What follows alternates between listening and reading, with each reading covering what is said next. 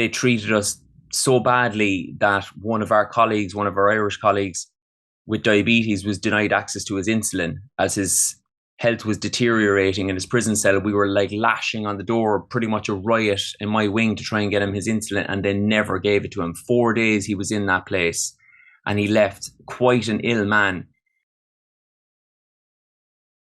Hey, one of the funniest guys around is back with us. It's Tadhg Hickey is here, and he is an Irish comedian, writer, filmmaker, known for his work in television, theater, and social media, where he's gained recognition for his video shorts featuring social and political commentary. In 24, he published his memoir. Here it is, A Portrait of the Piss Artist as a Young Man.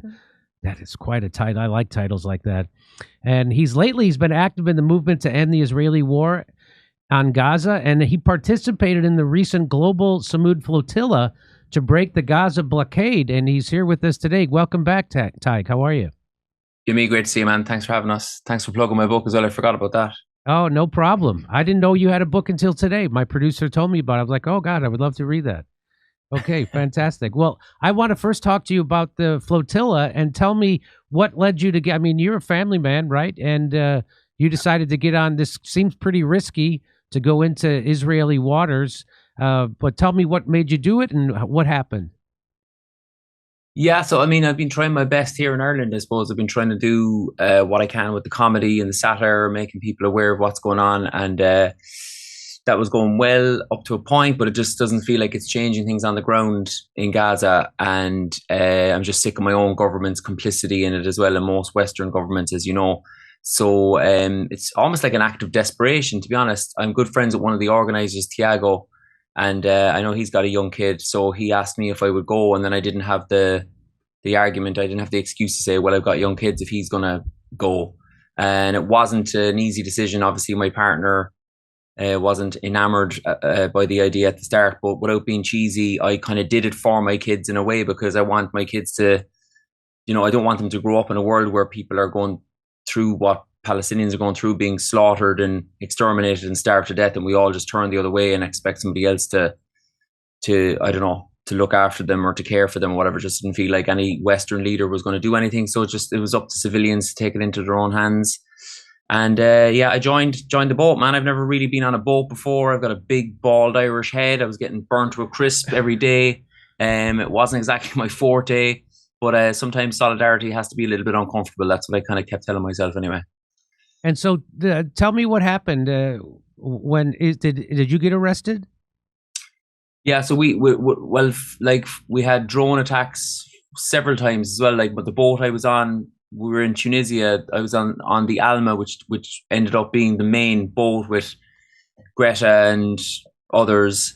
That was attacked in Tunisian waters. The whole upper deck was on fire, and I had to put the fire out and stuff. And it's just the impunity. Around that time, you couldn't even say Israel has done it. You'd have to say, there's an investigation. I think the Tunisians at the time said that a giant cigarette had started, or some sort of a cigarette. I don't know, maybe I just created the giant thing, but it was like we'd set off our own fires kind of thing, and of course you can't blame Israel, because you have to give the serial killer the benefit of the doubt. And then we get to 50 nautical miles from Gaza and we're intercepted, and they said they were going to intercept us, and they also said they were going to bring us to a terrorist prison, and that was all earmarked in the media, and yet there's no pushback from the international community at all, and they just get away with it. I just still couldn't believe. I was just bewildered that a bunch of people bringing baby formula and nappies and medical supplies to the most besieged population on earth right now could be captured in international waters, pirate style, and then brought to Israel to be incarcerated. It was so funny because when I was brought to Israel, they said, you've entered Israel illegally. And I was like, I was 50 nautical miles outside Israel or Gaza, and then you guys came, commandeered my boat, and you brought the boat to Israel, which took about 10 hours. You know what I mean? So it's like, it's just bizarro world, man. And then when you get there, you're accused of all these things, and they search you, strip search you. They go through your bag. Of course, they steal all your shit, classic Israel style. They go through your book bag. They take everything, power banks, my microphone, One of my underpantses ended up in the pile that they were taking. Or kind of going, what data could I possibly be holding in my underpants? And I was going to say you're then treated like a common criminal, but it's way worse than that, because common criminals get things like yard breaks and phone calls home. You're brought to this prison in the desert, which, to be fair to the Israelis, they kept their promise. It is for the so-called terrorists, and there's no medication, there's no doctor, you're not told what time it is, you've no access to water, you've no access to your lawyer, and you can't get a message out to the outside world. And I swear to God, I was right up to the moment that I got to that prison, I thought, okay, they're going to lock us up, but it'll probably be a bit of a jolly. You know, like, we're white people at the end of the day. They won't be able to harm us. We're not Palestinians. But like, to my great shock, this is what happens when a country is just drunk on its own impunity. They treated us so badly that one of our Irish colleagues with diabetes, was denied access to his insulin as his health was deteriorating in his prison cell. We were like lashing on the door, pretty much a riot in my wing, to try and get him his insulin, and they never gave it to him. 4 days he was in that place, and he left quite an ill man. And it seemed to me that they were just, if he died, so be it. I'll leave you with a quote on that little tale. We were slamming on our doors trying to get our buddy Paddy just his insulin. We weren't asking for much. It wasn't a major prison demand. We just wanted our friend not to die.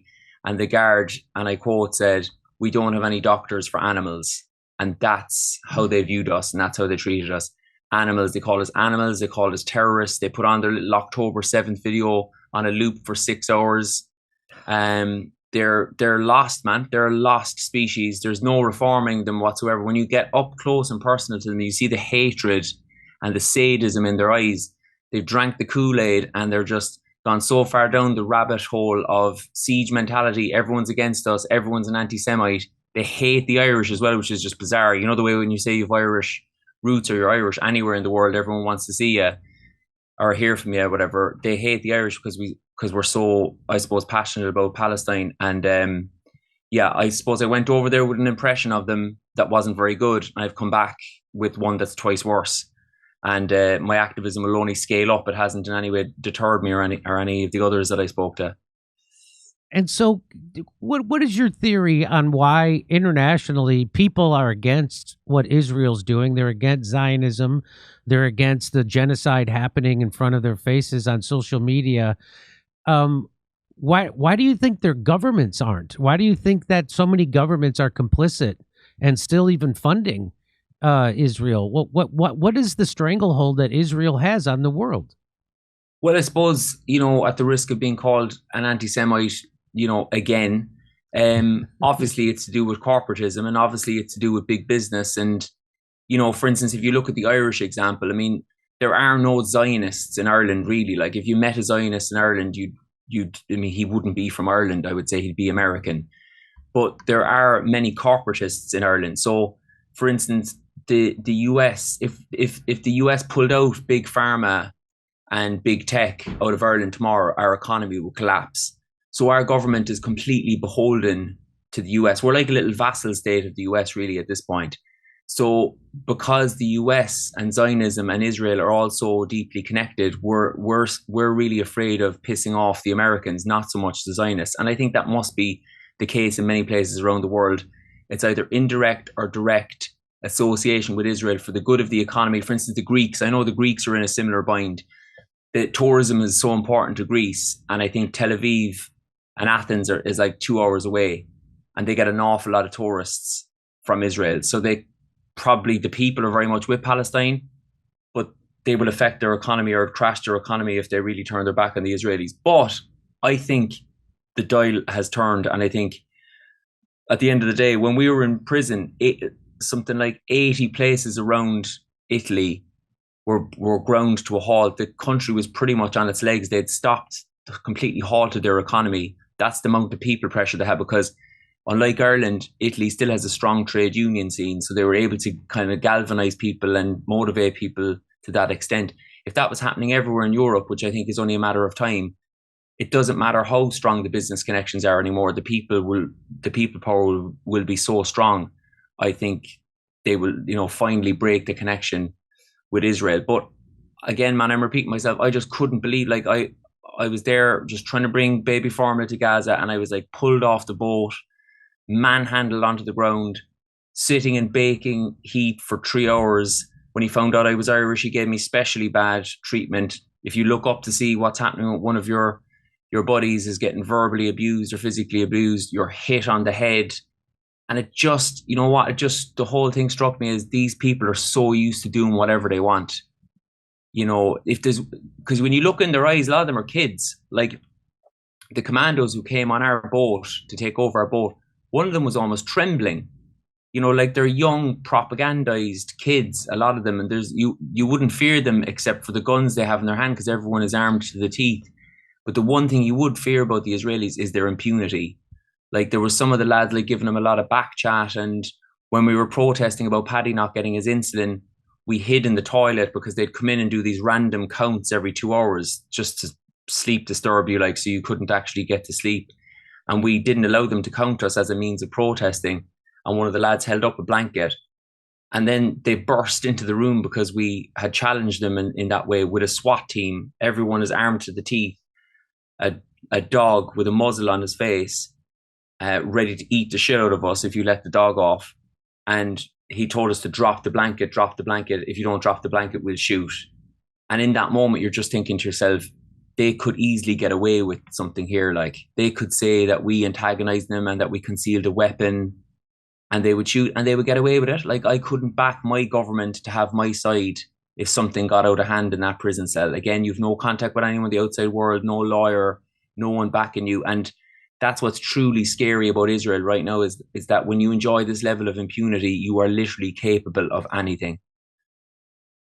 Do you see? I heard reports that you were talking about how young the IDF soldiers were, that the commandos and that they looked frightened. I heard reports that some of them even wet their pants. Have you heard about that?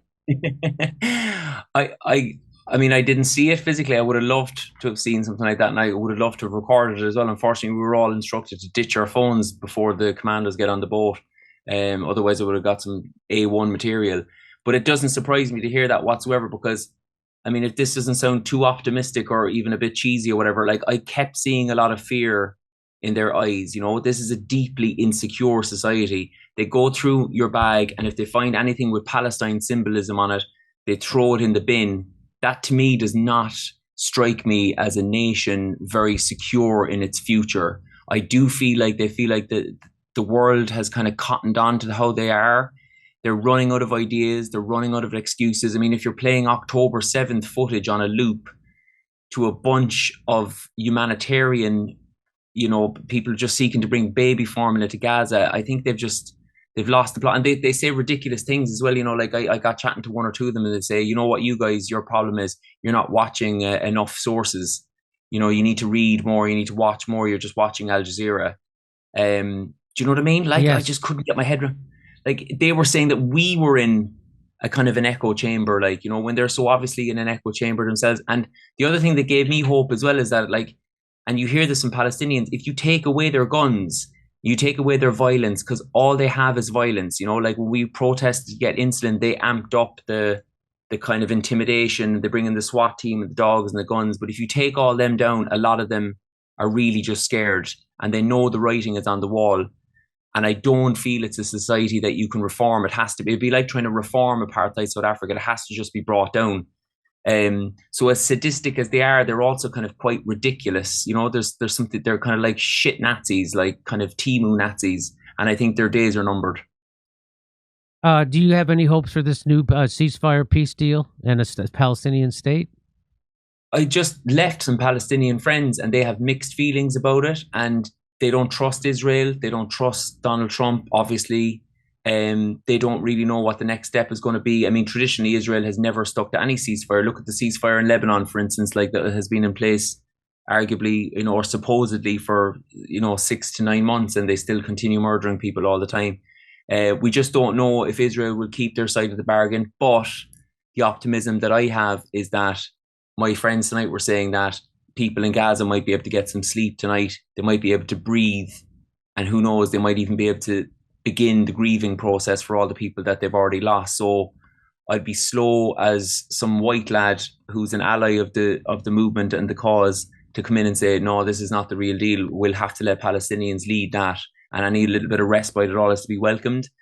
But in the round, if we're talking about a solution that involves very little consultation with Palestinians, and if the warmonger Tony Blair is anywhere near it, then obviously there's no future in it whatsoever. Like, these people are utter psychopaths. But we'll definitely let Palestinians lead it. And quick one on the flotilla, if anyone thinks that the activists were dissuaded, 100,000 people have signed up to go on the next one. So get signed up and become part of it, because it was an extremely valuable experience and something I would definitely recommend for anybody to do. October 19th, we'll be in Irvine, California. Then we'll be in Australia. Then we'll be in Burbank, California, the day after Thanksgiving. And then Pottstown, Pennsylvania, December 6th. Go to jimmydore.com for a link for tickets.